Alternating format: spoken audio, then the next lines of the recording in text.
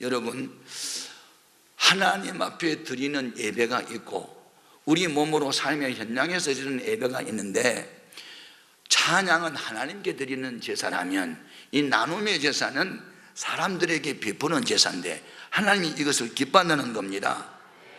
그래서 우리 예수를 믿는 사람들의 삶의 목적이 있어요.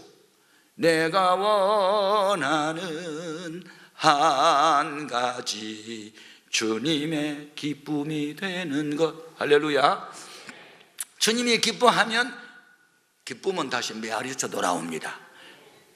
우리 하나님을 기쁘시게 하면 하나님은 우리에게 기쁜 일이 무수하게 나오도록 해주십니다.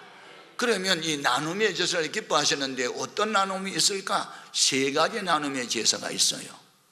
첫 번째는 물질로 나누는 제사입니다.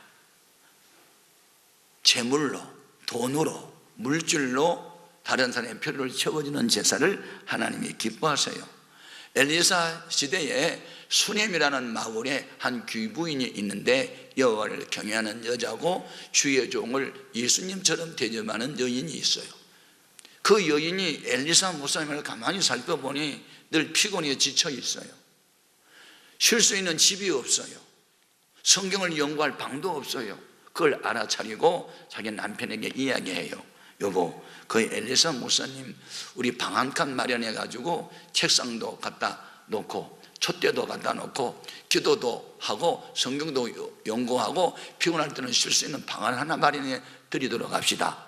그러니까 그 남편도 그 아내의 말을 듣고 그렇게 하자고, 그렇게 해서 이제 좋은 방을 예비해 줍니다. 자, 열왕기하 4장 9절 이하 같이 읽어봅니다. 여인이 그의 남편에게 이르되 항상 우리를 지나가는 이 사람은 하나님이 거룩한 사람인 줄을 내가 아노니 청하건대 우리가 그를 위하여 작은 방을 담 위에 만들고 침상과 책상과 의자와 촛대를 두사이다. 그가 우리에게 이르면 거기에 머물리라 하였더라. 그래서 엘리사는 집이 없다가 집이 생기고 방이 없다가 방이 생기고 그게 너무 고마웠어요. 이렇게 물질로 도와주는 그 여인에 대해서 사랑의 빚을 진 엘리사는 이 사랑의 빚을 어떻게 갚을까? 그래서 게하시 자기 몸종을 보냈어요. 수행 비서를 보내가지고 그 귀부인 집에 무엇이 필요한지 알아보라. 알아보고 와서 보고하는데 부자입니다. 직장도 좋습니다. 그런데 한 가지 문제가 있는데 자식이 없대요. 그래, 자식이 없어. 그 여인을 내게 오게 해라. 그래서 여인을 불러놓고 축복을 해요. 아이를 낳게 해달라고. 그때 하나님이 축복한 대로 아들을 낳았어요. 자, 열왕기하 4장 16절 이하. 엘리사가 이르되 한 해가 지나 이때쯤에 네가 아들을 안으리라 하니 여인이 이르되 아니로소이다. 여인이 과연 잉태하여 한 해가 지나 이때쯤에 엘리사가 여인에게 말한 대로 아들을 낳았더라. 물질로 베풀었더니 물질로 얻을 수 없는 아들을 주셨다. 여러분, 복은 아무나 받는 게 아니고 복의 씨앗을 심어야 복을 거두는 거예요. 그래, 물질로 심었어요. 그랬더니 물질로는 얻을 수 없는 자식을 주었어요. 사람마다 다 소원이 있어요. 몸이 아프고 병이 있는 분은 꿈에도 소원이 건강 회복입니다. 수험생들은 시험에 합격하는 것이 소원일 수 있고 결혼 연령기에 있는 청년들은 합당한 배우자 찾는 것도 소원입니다. 불신자 가정에서 혼자 예수 믿는 사람의 소원이 있어요. 우리 가족 구원하는 거죠. 예수님에게도 소원이 있었어요. 그런데 예수님은 사리 사역을 챙기는 그런 소원이 있는 것은 아니고 어떻게 하면 우리 아버지 하나님을 기쁘시게 할고 아버지가 원하는 일을 하고자 하는 소원이 있었어요. 그래서 그 소원이 이루어지기 위해서 기도를 해도 보통 기도를 하지 않고 심한 통곡과 눈물로 간구와 소원을 올렸어요. 히브리서 5장 7절입니다. 그렇죠? 그런 육체에 계실 때에 자기를 죽음에서 능히 구원하실 이에게 심한 통곡과 눈물로 간구와 소원을 올렸고 그의 경건하심으로 말미암아 들으심을 얻었느니라. 기도하면 어떤 십자가 질 수 있는 힘을 주님이 주시고 아버지가 원하는 뜻대로 살려고 하는 사람은 부활의 영광과 승천의 영광과 하늘에 있는 천사가 그 앞에 부복하는 권세도 하나님이 주실 줄 믿습니다. 그러므로 여러분 하나님을 기쁘시게 하십시오. 그러면 여러분 원하는 소원이 이루어질 것입니다. 시편 37편 3절 4절 여호와를 의뢰하고 선을 행하라. 땅에 머무는 동안 그의 성실을 먹을 거리로 삼을지어다. 또 여호와를 기뻐하라. 그가 내 마음의 소원을 내게 이루어 주시리로다. 여러분, 우리 예수님께서 세상 종말에 이 땅에 오셔서 천하 만민을 다 한 곳으로 불러 모아놓고 목자가 양과 염소를 구분해내는 것처럼 천국 갈 사람과 지옥에 던질 사람을 구분할 날이 온다 하였습니다.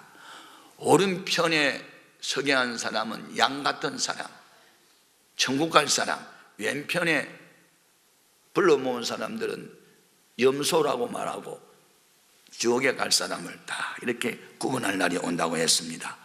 그리고 오른편에 있는 사람들을 향해서 내 아버지께 복을 받은 자들이여 너희는 너희를 위해서 예비된 영원한 천국으로 돌아가라 하고 그 이유를 이렇게 밝혔습니다. 같이 읽어봅니다. 마태복음 25장 35절 이하에 내가 줄일 때에 너희가 먹을 것을 주었고 목마를 때에 마시게 하였고 나그네 되었을 때에 영접하였고 헐벗었을 때에 옷을 입혔고 병들었을 때에 돌아보았고 옥에 갇혔을 때에 와서 보았느니라. 그들이 말합니다. 언제 예수님이 병든 때가 있었습니까? 병을 오히려 고쳐주셨지요. 예수님이 감옥에 간 일이 없었잖아요. 언제 우리가 감옥에 계시는 주님을 돌봤습니까? 우리는 그런 일 할 일이 없어요 라고 말하자 아니다. 너희 눈에 보이는 지극히 작은 형제가 당한 일이 곧 내가 당한 일이고 그들에게 행한 일이 곧 내게 대한 한 일이라고 말씀합니다. 자 40절 또 읽어봅니다. 임금이 대답하여 이르시되 내가 진실로 너희에게 이르노니 너희가 여기 내 형제 중에 지극히 작은 자 하나에게 한 것이 곧 내게 한 것이니라 하시고, 이게요 비밀이에요.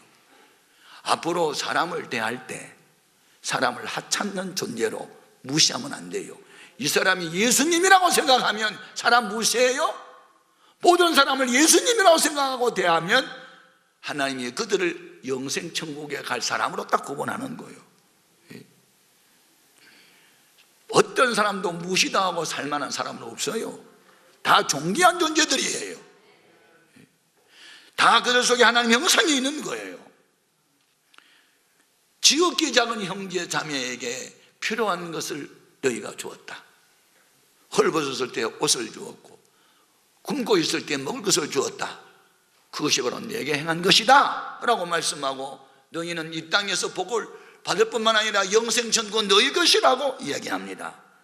여러분, 우리가 사람에게 선을 행하면, 사람의 필요를 따라 나눠주면 하나님은 우리에게 필요한 것을 넘치도록 부어주십니다. 누가복음 6장 38절 확인합니다. 주라, 그리하면 너희에게 줄 것이니 곧 후일되어 누르고 흔들어 넘치도록 하여 너희에게 안겨주리라. 너희가 헤아리는 그 헤아림으로 너희도 헤아림을 도로받을 것이니라. 너무나 머리를 많이 굴르고 이해타산에 빠르고 그런 사람은요, 자가당착, 자기 꾀에 자기가 빠져요. 자성자박, 자기 꾀에 자기가 빠지는 거예요. 여러분, 오늘 우리는 남을 섬기는 데 후하게 섬겨줘야 됩니다.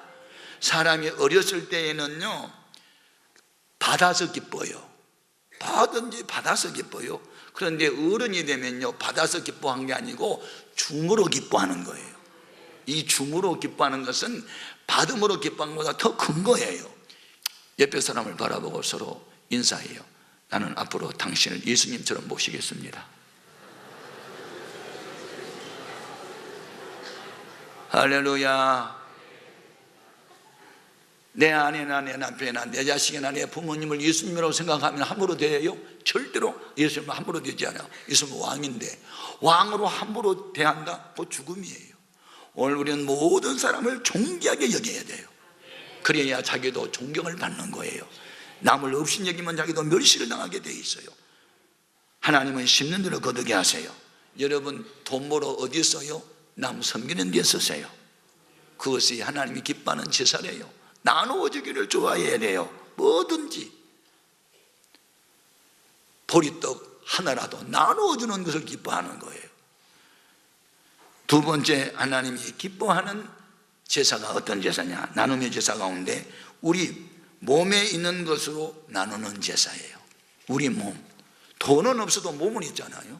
재능은 있잖아요. 음성이 있잖아요. 이거 가지고 남 섬기는 거예요. 남다르게 재능이 많거나 남다른 지식이 있거나 남다른 건강이 있거나 그럼 이 몸을 어디다 쓰냐고요. 하나님이 기뻐하는 건 우리 몸을 주 앞에 바치는 거예요. 아멘. 자, 가버나움에 중풍병자가 누워 있어요. 전신마비가 돼서 걸을 수가 없어요. 그런데 이 사람은 이웃 잘 만나서 구원을 받아요.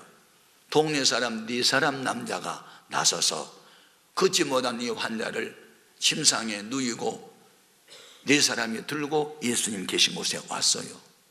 주님은 저희들의 믿음을 보고 이 사람이 죄를 사야 병도 고쳐줘요. 마가복음 2장 5절입니다. 같이요. 예수께서 그들의 믿음을 보시고 중풍병자에게 이르시되 작은 자야 네 죄사함을 받았느니라 하시니 11절 같이요. 내가 네게 이르노니 일어나 네 상을 가지고 집으로 가라 하시니 누워서 왔던 병자가 벌떡 일어나서 걸어가니 사람들이 박수를 치며 환호를 외치며 하나님 살아계시다 하고 주의 영광을 높이 찬미했어요. 여러분, 우리 몸으로 다른 사람을 도와야 돼요. 몸으로 드리는 제사를 산제사라 합니다. 로마서 12장 1절입니다. 같이요. 그러므로 형제들아 내가 하나님의 모든 자비하심으로 너희를 권하노니 너희 몸을 하나님이 기뻐하시는 거룩한 산 제물로 드리라. 이는 너희가 드릴 영적 예배니라. 여러분, 우리가 선을 행하되 낙심하지 말고 끝까지 가야 돼요. 갈라디아서 6장 9절입니다. 우리가 선을 행하되 낙심하지 말지니 포기하지 아니하면 때가 이름에 거두리라. 사람이 알아주지 않아서 일하지 않는 사람은 많아요. 그런데 이름 없이 빚도 없이 열심히 우리가 몸바쳐 헌신하다 보면 때가 되면 주님은 거두게 하세요. 눈물을 흘리며 씨를 뿌리면 반드시 기쁨의 날을 거두게 하시는 줄로 믿습니다. 그러므로 하나님의 일을 열심히 해야 되는 거예요. 고린도전서 15장 57절 58절 같이 읽겠습니다. 예수 그리스도로 말미암아 우리에게 승리를 주신 하나님께 감사하노니 그러므로 내 사랑하는 형제들아 견실하며 흔들리지 말며 항상 주의 일에 더욱 힘쓰는 자들이 되라. 이유 이는 너희 수고가 주 안에서 헛되지 않은 줄을 알미라. 오늘 우리는 은과 금이 없어 물질로는 못 도와도 우리 몸으로 얼마든지 사람들에게 힘과 용기를 줄 수 있고 기쁨을 줄 수 있어요. 따라합시다. 밝은 표정, 웃는 얼굴, 부드러운 음성, 친절한 태도로 남을 섬깁시다. 이게 우리 몸으로 남을 섬기는 제사 아닙니까? 돈 안 들이고 얼마든지 할 수 있잖아요. 마지막으로 하나님께서 기뻐하는 나눔의 제사가 있는데 그것은 세 번째, 신령한 복음을 나눠주는 제사요. 할렐루야.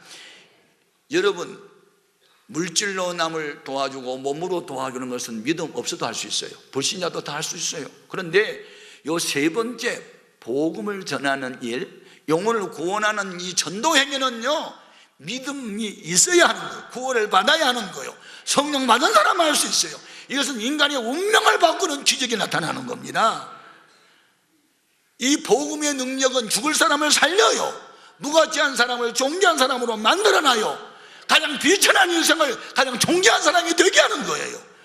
복음을 전하는 것보다 더 귀한 일은 세상에 없어요. 바울이 이걸 깨달았어요. 그는 법학도요, 요즘은 나는 서울대 법대 출신이요, 최고의 교수 가말리엘 문화에서 수학한 사람이요, 유학생이요. 예수를 만나고 난 이후에 그는 로마의 시민권이나 뭐 이 땅의 학벌이나 이런 거 다 내려놓았어요. 그리고 그의 자랑은 다 하나요, 십자가의 복음. 예수님이 구원자다. 이 복음을 전하는 일을 부끄러워하지 아니했어요. 이유는 이 복음만이 죄인을 구원하는 능력이 있기 때문에.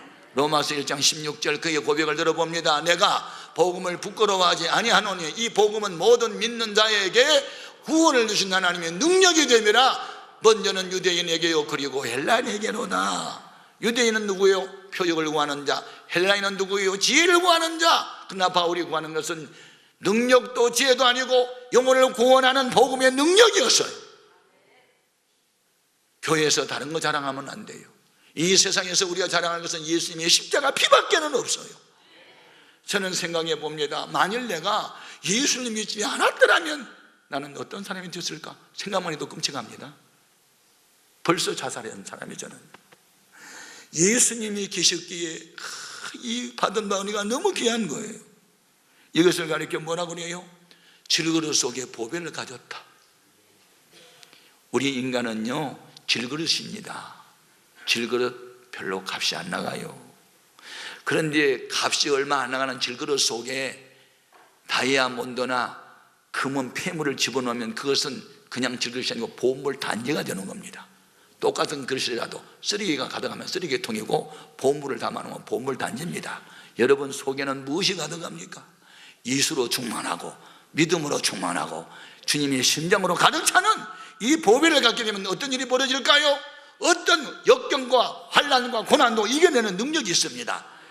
고린도후서 4장 7절 이해합니다. 같이요. 우리가 이 보배를 질그릇에 가졌으니 이는 심히 큰 능력은 하나님께 있고 우리에게 있지 아니함을 알게 하려 함이라. 우리가 사방으로 우겨쌈을 당하여도 쌓이지 아니하며 답답한 일을 당하여도 낙심하지 아니하며 박해를 받아도 버림받지 아니하며 거꾸로 뜨림을 당하여도 망하지 아니하고 우리가 항상 예수의 죽음을 몸에 짊어지면 예수의 생명이 또한 우리 몸에 나타나게 하려 함이라. 여러분 속에 예수님이 있고 성령님이 계시고 말씀과 믿음이 있으면요 은과 금은 없어 줄 수 없어도 예수님의 이름을 주게 되면 은과 금으로 해결할 수 없는 안진매가 일어나는 기적을 경험할 수 있어요. 베드로와 요한이 기도하기 위해서 성전으로 올라가다가 길가에 앉아 구걸하는 안진뱅이를 봐요. 베드로와 요한에게 구걸해요. 돈 달라는 거지요. 그때 베드로와 요한이 네가 구하는 돈은 없다. 그런데 내게 있는 것을 내게 주겠다. 예수 그리스도의 이름으로 일어나 걸으라 하고 그 손을 붙잡고 일으키니 발과 발목에 힘을 얻고 안진뱅이가 벌떡 일어나게 되었으니 40년 동안 걸어본 일이 없는 이 안진뱅이를 돈이 일으킨 게 아니에요. 예수 그리스도 이름이 일으켰지요. 자, 사도행전 3장 6절 이하를 읽어봅니다. 베드로가 이르되 은과 금은 내게 없거니와 내게 있는 이것을 내게 주노니 나사렛 예수 그리스도의 이름으로 일어나 걸으라 하고 오른손을 잡아 일으키니 발과 발목에 곧 힘을 얻고 뛰어서서 걸으며 그들과 함께 성전으로 들어가면서 걷기도 하고 뛰기도 하며 하나님을 찬송하니 모든 백성이 그 걷는 것과 하나님을 찬송함을 보고 그가 본래 성전 유문에 앉아 구걸하는 사람인 줄 알고 그에게 일어난 일을 인하여 심히 놀랍게 여기며 놀라니라. 놀랍고 놀라운 일, 인간의 이성과 지성과 경험을 초월하고 과학을 초월하는 이 놀라운 신기한 역사, 예수 그리스도를 믿는 믿음입니다. 우리나라가 최근에 와서 이 지구촌의 230여 개 나라 가운데 12번째로 잘 사는 나라가 됐고 지금 국민 소득이 24,000불로 올라가고 있습니다. 이것은요 기적입니다. 그런데 이와 같은 결과는 어디서 왔을까요? 우리나라에 복음이 들어오면서부터 하나님이 우리에게 복을 주신 겁니다. 1866년 9월 2일 날은 지금부터 148년 전에 토마스라는 영국 선교사가 조선의 복음을 들고 대동강에 왔다가 거기서 순교의 피를 흘렸어요. 그는 영국의 런던에 있는 뉴 칼레지 대학을 졸업하고 신학을 또 졸업하고 목사가 되고 결혼을 했어요. 중국 선교를 위해서 중국에 왔는데 중국에 들어온 지 7개월 만에 아내가 병들어 죽어요. 시리에 빠져 있는 이 토마스 선교사에게 선배 윌리엄스라고 하는 선교사가 조선으로 가보라는 말을 듣고 그는 그때 그 상업차 떠나는 상선 제너럴 쇼마노를 타게 돼요. 그는 상선이었지만은 해적으로부터 생명과 재산을 지키기 위해서 총으로 무장을 한 배였어요. 이 배가 대동강 하류를 들어서 뚝섬이라고 하는 그 평양 가까이에 들어오니까 조선 수비군이 간접선이라고 하여 그냥 불화살을 계속 쏴가지고 배에 불이 나요. 그러니까 거기에 배 타고 있던 사람들이 다 물로 뛰어들고 그 대동강 백사장으로 나오니까 전부 다 목을 쳐서 죽였어요. 그때 토마스 선교사가 중국어로 된 성경 2권을 가슴에 안고 와서 이걸 외칩니다. 나는 영국 선교사입니다. 예수 믿고 구원받으세요 하고 성경을 2손을 높이 들고 외쳤지만 예수라는 얘기를 들어본 적도 없고 성경의 뭔지도 모르고 그 앞에서는 박충건이라고 하는 사람이 칼을 빼가지고 토마스 목을 쳐서 죽였어요. 그 나이 31살 때. 한 사람도 전도를 못하고 왔다가 죽어버린 거예요. 우리가 생각할 때 너무 비참한 죽음이라고 생각되지 않습니까? 그런데 순교의 편은 헛되지 않았어요. 이 소식이 그때 당시 미국 뉴욕과 영국 런던에서 동시에 발행을 했던 더 월드 미션이라고 하는 신문에 이게 게재되면서 그동안에 미국이나 캐나다나 뭐 이런 호주나 이런 나라에서 선교지를 인도와 아프리카 쪽으로 돌리고 있었다가 이 토마스 선교사가 조선에 갔다가 죽었다는 말을 듣고 조선이라는 나라를 생각하게 되고 주목하게 되고 그리고 조선을 선교지로 다시 지목하게 됩니다. 이것이 이제 아주 도화선이 된 거예요. 그래서 그때 당시는 소위 인류대학을 졸업한 사람들이 신학을 다시 해가지고 무장을 했으니 토마스 선교사가 세상을 떠나고 난 이후 18년이 지난 1884년 4월 5일 날 장로교를 대표한 언더우드, 감리교를 대표한 아펜젤러 목사님이 제물포항에 복음을 들고 온 겁니다. 부활절 새벽에. 이것이 대한민국의 역사를 다시 바꿔놓는 계기가 된 거예요. 우리 지금 세계 비전 제자대학 졸업반들은 반드시 양화전에 있는 선교사 묘지를 방문합니다. 낯설고 언어도 다르고 문화 다른 이국 땅에 와서 같이 복음을 전하다가 가족과 함께 묻혀있는 그들의 죽음이 우리를 살린 거예요. 이 복음의 능력입니다. 이렇게 복음이 들어온 지 130년의 역사 가운데 세계에서 우리나라처럼 발전하는 나라가 없는 거예요. 앞으로 이민 갈 생각하지 말고 여기 사세요. 우리나라 좋은 나라. 아멘. 예. 이분이 미국에 갔다가 어느 참 목회를 아주 잘하는 미국에서 큰 교회를 다니면 한인교회 따님, 그곳에서 태어났으니까 한인 2세지요. 우리 한국에는 어느 목사님 아들하고 중매를 좀 하려고 그러는데 지금은 2세도 한국에 씹어오겠다는 시대가 됐어요. 이제 앞으로 여기 이민 오는 역사도 있게 되는 거예요. 이게 하나님의 좀 복이죠. 우리나라 좋은 나라요. 아멘입니까?